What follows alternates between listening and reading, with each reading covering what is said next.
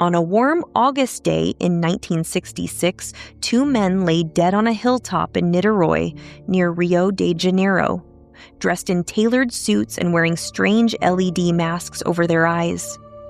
Beside them, a notebook held a cryptic note about capsules and a signal. No one ever figured out why they were there or how they died. It's a mystery that slipped into silence, leaving only questions. Welcome to True Crime Sleep Stories. I'm your host, guiding you through the shadows of forgotten crimes. Stories that linger in the corners of your mind, perfect for those quiet nights when the world feels a little too still. This isn't your typical true crime tale. This is a journey to the edges of reality, where the answers blur and the questions haunt. Picture a summer night in 1966. Crickets chirping, a hilltop bathed in moonlight, and two men stepping into oblivion. Let's unravel the lead mask's case.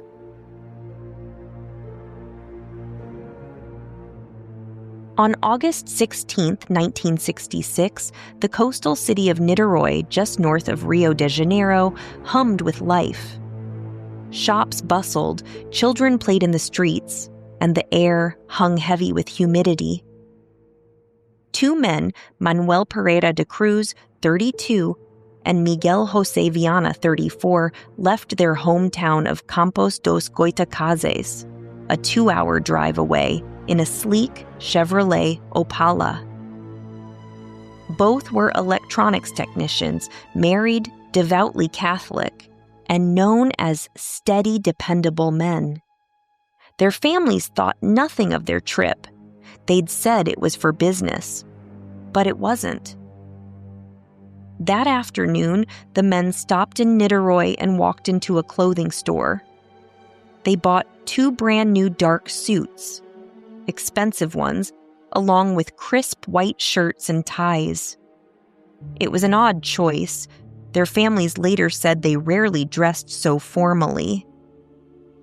They also purchased a water bottle and a towel, paid in cash, and drove to Vintem Hill, a remote spot known for its quiet, where locals picnicked or teenagers sneaked away to steal a moment alone. No one saw them arrive. The next day, August 17th, a local boy named Jorge da Costa Alves, 18, hiked up Vintem Hill with friends looking for adventure.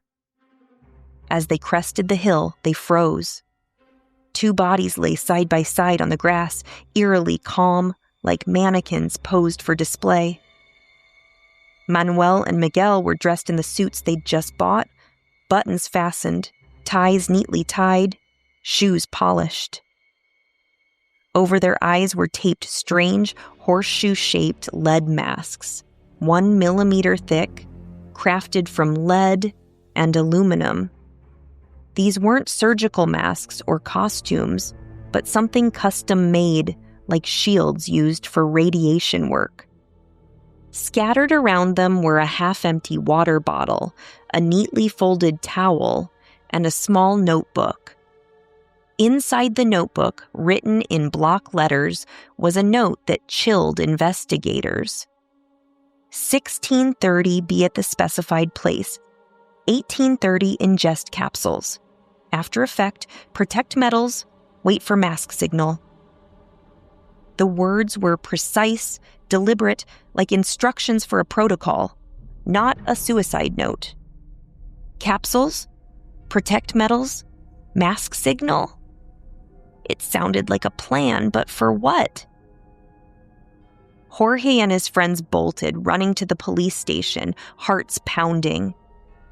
Officers arrived at the hilltop, their boots crunching through the grass, flashlights sweeping the scene. They found no signs of struggle, no blood, no bullet casings. The men's wallets were still there, identifying them, but their car sat locked at the base of the hill, keys missing. Autopsies later revealed no clear cause of death. Traces of a chemical, possibly cyanide, possibly something else, were found in their stomachs, but nothing conclusive. Their lungs showed signs of chemical exposure, perhaps from an inhaled gas, but no gas tank or delivery system was found. The lead masks baffled everyone. Experts suggested they were used for X-ray shielding, common in electronics or medical labs, but no radiation was detected on the hilltop. Witnesses emerged with conflicting stories. One claimed to have seen a third man fleeing the scene, wearing a long coat. Another swore it was a soldier. The stories shifted, unreliable. Local newspapers ran wild with speculation: a cult ritual, an alien encounter, a government conspiracy. Brazil in the 1960s was a vibrant, turbulent place, the era of the Beatles, cultural upheaval, and whispers of Cold War experiments. But Manuel and Miguel weren't hippies or radicals.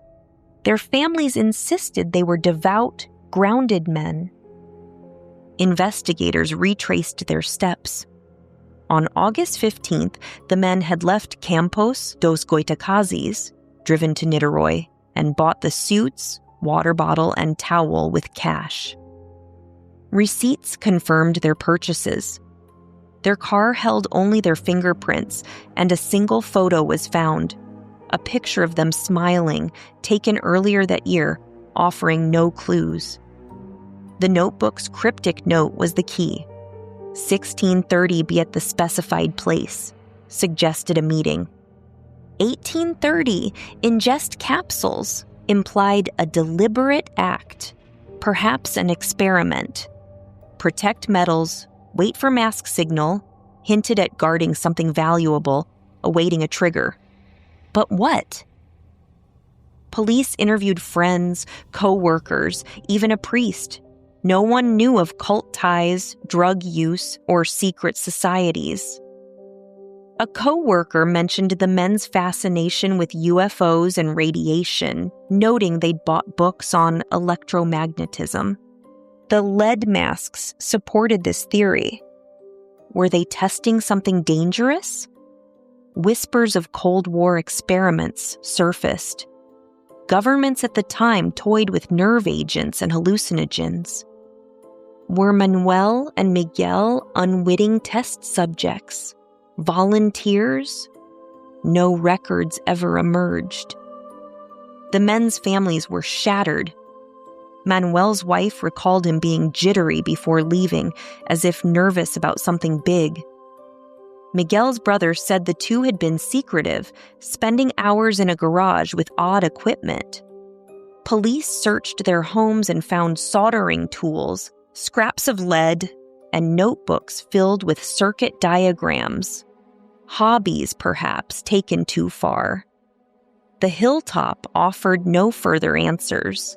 The grass was undisturbed, with no footprints but theirs. The water bottle was clean, no drugs inside. The masks showed no radiation or toxins. On August 18th, the coroner labeled it a probable suicide by poisoning, but no one bought it. Two men don't dress in new suits, drive to a remote hill, and poison themselves without motive. The case gripped Brazil for months. Newspapers printed grainy photos of the men, the masks, the note. Conspiracy theories exploded.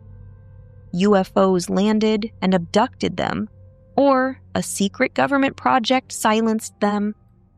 Some claimed bright lights were seen over Vintem Hill that night, but no proof materialized.